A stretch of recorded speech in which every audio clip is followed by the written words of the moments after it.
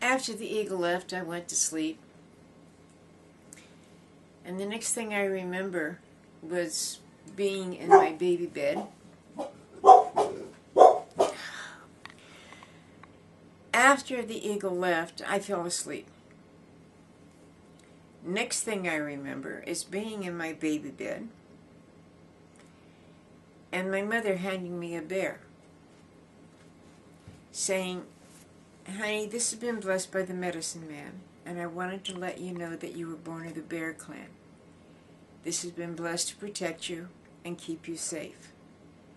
So anytime you have a problem, just call on the bear." Well, it didn't take very long.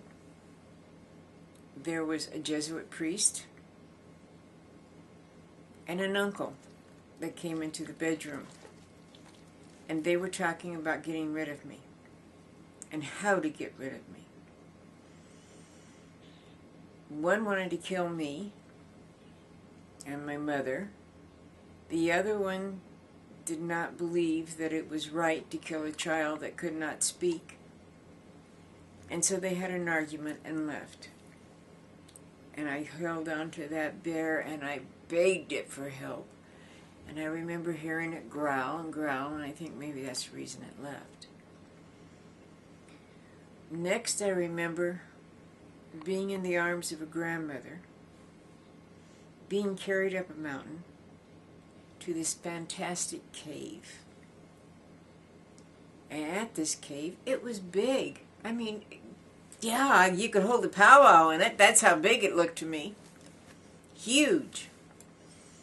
Or many families could live in it in case of a disaster. So, anyway, the grandmothers were singing. They had their shawls marching up a hill.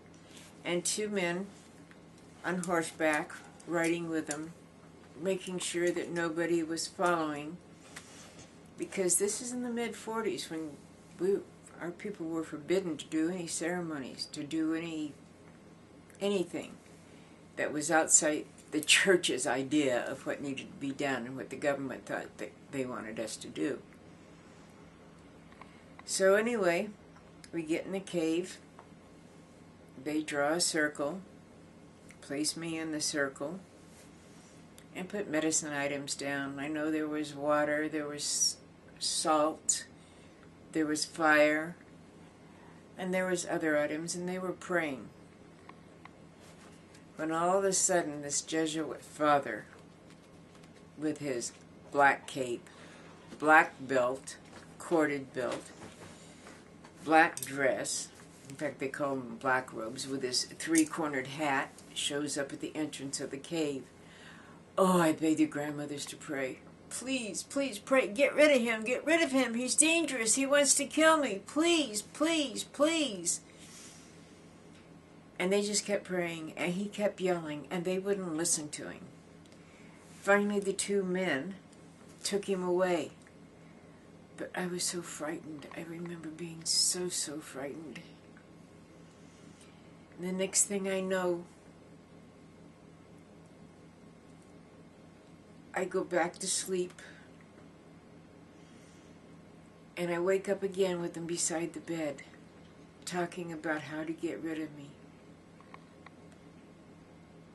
And one said that he had found a way to get rid of me so that no blood would be on the church's hand,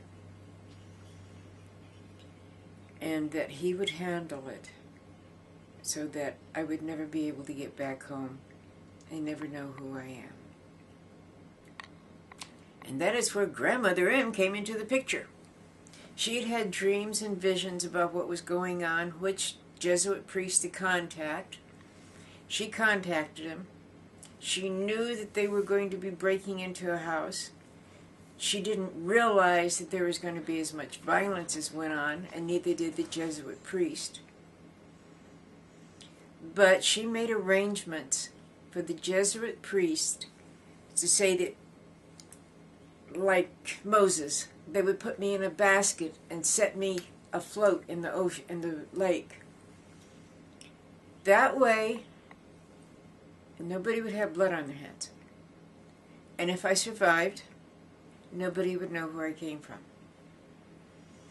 And if I didn't survive, well, I just didn't survive. But the truth of the matter was, she had made arrangements for him to hand me to her, and she would hand him the leg of a pork. You know, the shank leg, like a child, wrapped in the same blanket. She showed him how to wrap it. And he would hand me to her, she would hand him the pork hock. He would go put it in the basket and set it afloat. So that way, I'd never be found. But she also had been trained and taught a very special talent by the wisdom keepers, the talent of invisibility. Only those that she wanted to see her could see her. Nobody else could. And that's what happened that night. She used that talent, handed the ham hock to him, and took me and took off. So that I was alive still, but I would never know who my parents were. In fact, she didn't know who my mother was. She knew who my father was, because he was the first token Jesuit priest in full-blooded Indian. But first black robe. But he didn't know my mother. And so she was told by the Great Spirit to take me, raise me, and train me in the sacred ways of the people. And that's how my journey began. Oh.